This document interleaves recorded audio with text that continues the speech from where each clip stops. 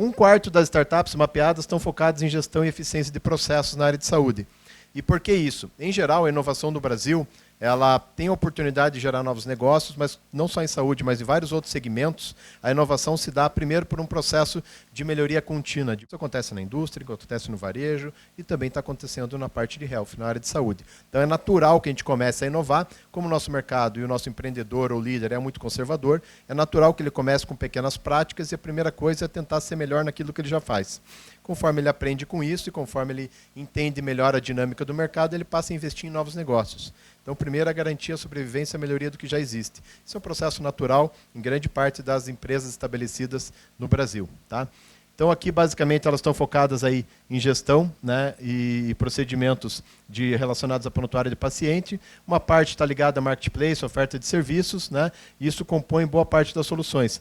Processos mais pesados de hard science ainda são menores aqui no país. Isso em face porque a gente precisa conectar melhor a parte de pesquisa aplicada, conectar universidades, centros de pesquisa, institutos tecnológicos com demandas do mercado. Então a gente precisa conectar muito mais no mercado tradicional para como gestão, como negócio, apesar de que, né, muitos dizem que a área de saúde, por exemplo, na medicina, são os profissionais mais inovadores desde que a profissão foi criada, porque são eles que criaram as máquinas mais complexas ao longo do tempo, os médicos, né, e que atuavam nisso, e isso foi dando também um background de inovação muito grande para o profissional da área. Mas hoje em dia, com a velocidade como a coisa se transforma, a gente precisa de mais interação, uma agilidade maior no desenvolvimento de novas soluções, e óbvio que a gente tem uma capacidade enorme de importar menos e executar mais coisas aqui. Tá? Categorias, divisão sobre categorias, então a parte bem forte aqui de gestão, atestado, gestão de clínica, gestão hospitalar. Então a gente busca muito no mercado muito regulado soluções que garantam a qualidade, né, a certificação, a eficiência. Então esse é um desafio enorme que a gente tem operacionalmente. Se a gente consegue ganhar tempo sendo melhor na gestão do que está estabelecido, teoricamente sobra tempo para ser mais inteligente, mais analítico e produzir coisas novas. Né? Mas também tem muita coisa chegando. As maiores disrupções nos mercados, em geral, elas são trazidas por usuários ou pessoas ou profissionais que estão fora do mercado-chave. Ele não compete no mercado tradicional, não é uma empresa tradicionalmente já estabelecida no setor, é alguém de fora que vem causar disrupção. Então isso é uma coisa que acontece muito claro no mundo e aqui também não é diferente. Então, geralmente, quem está trazendo as melhores soluções de saúde é alguém que está meio fora da curva e até fora do setor, né, presente ali estabelecido. Isso é um cenário que tem causado uma disrupção e é por isso que a gente tem um choque muito grande, né, entre quem está estabelecido no setor e novos players. É por isso que é difícil na concorrência de negócio identificar quem são os novos players em alguns segmentos. Né? Por exemplo, saúde, como é que eu sei quem está chegando no mercado? Né? Muito provavelmente está chegando alguém no mercado que eu não conheço, que eu não mapeei na competição, porque eu só sei mapear, né, um prestador de serviço, um plano de saúde, uma clínica, um laboratório, um player dessa maneira. Eu não consigo enxergar quem está vindo de fora, correndo por fora e que está desenvolvendo coisas novas. E outra coisa que é muito claro também nessa dinâmica de disrupção e de inovação é, basicamente, todos nós aqui fomos formados, estabelecidos, como indivíduo, como sociedade, como profissionais, numa economia linear. E boa parte do que está vindo de novo vem de novo numa economia exponencial. Então a gente acha que ainda é muito pequeno, daqui 6 meses, 1 ano, essa startup já engoliu boa parte do seu mercado, né? E aí a gente não sabe como lidar, porque a gente está no transatlântico e vem uma lancha lá passando, voando pela gente, a gente não consegue responder na mesma velocidade, porque em geral a gente é muito pequenininha quando ela está vindo, até ela chegar do teu lado, quando vê, já foi. E essa é uma característica não só para a saúde, para vários outros mercados tradicionais que estão sofrendo muito com a entrada de novos players. Então, aqui um pouco das categorias. Então, a gente tem um número de startups mapeadas nesse cenário. Né? Aqui, uma coisa que para a saúde é muito interessante. E é uma coisa que, para quem é empreendedor hoje na área de saúde, fica muito claro observar. Basicamente, metade e metade aqui, B2B, né? São soluções que geram negócio para empresa, mas o percentual de negócios direto com o paciente é muito grande. Em fintechs, em retail, ele não aparece esse mesmo cenário. Tá? Agora, em saúde, sim. O que significa? Que tem muita gente olhando diretamente o paciente e o usuário. Né? O customer centric lá, todo mundo olhando diretamente o usuário. Aquele cara que não consegue enxergar o paciente, o usuário, ele tem dificuldade em prover algo mais assertivo que faça sentido. Então aqui tem muita gente entrando, conversando direto com o paciente. E, em geral, não é quem já está estabelecido.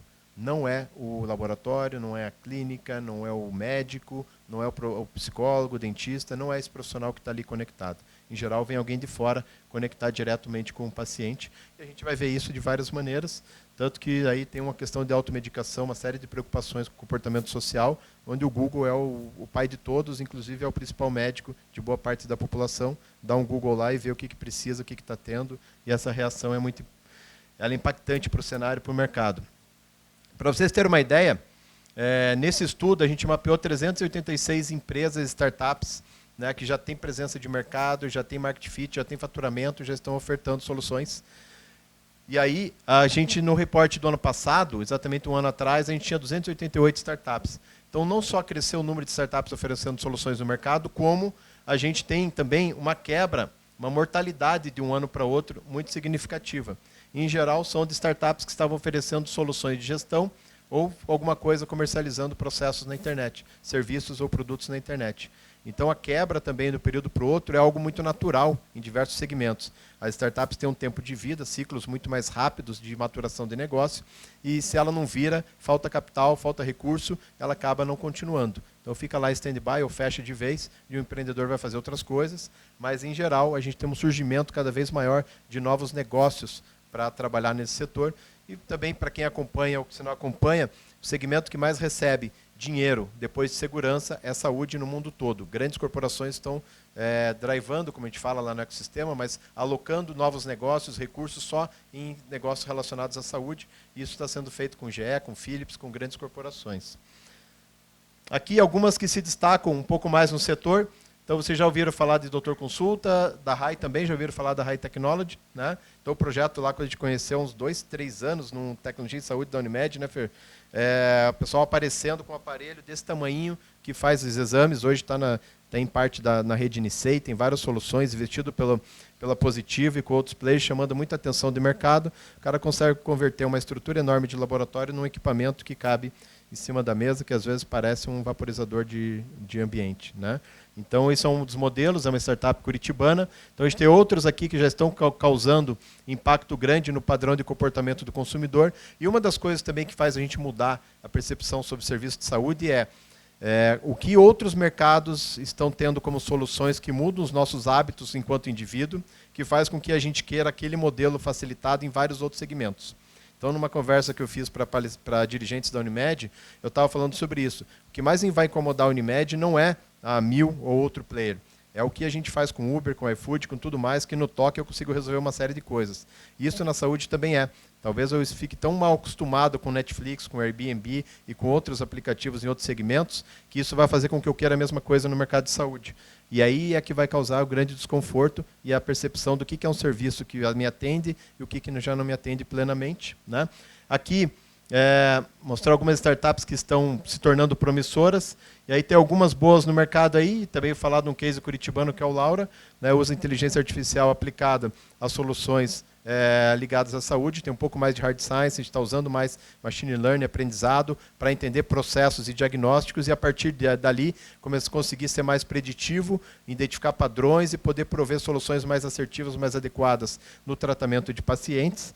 Então, a gente tem muita coisa nascendo grande aqui, né? Inclusive algumas coisas ligadas a já o atendimento, né, online, né, esse atendimento meio EAD. Então, algumas coisas estão nascendo e vão vir com muita força. Aqui é só para vocês terem uma ideia, o Distrito Inova HC é um investimento em health. Ele está dentro do Hospital das Clínicas de São Paulo, que é o maior complexo hospitalar de saúde da América Latina. Então, lá tem um hub, são 2 andares, com startups e grandes empresas com desafios de inovação rodando lá, e esse espaço foi inaugurado há cerca de 3 meses atrás, né?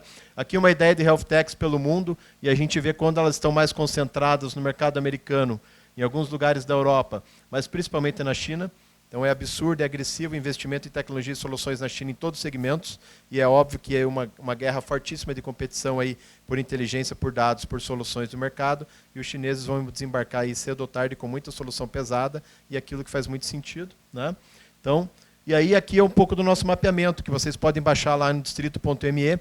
Isso aqui é meio que uma mandala categorizado, quais são as categorias, quais são as startups, né, como é que elas se posicionam aqui e quem são os investidores que bancam projetos nesse cenário e suas aceleradoras. Então aqui a gente está caracterizado isso por segmento, quais são as aplicações, em que momento a gente usa as soluções tecnológicas e as aplicações de startups, para vocês entenderem que o crescimento é exponencial também.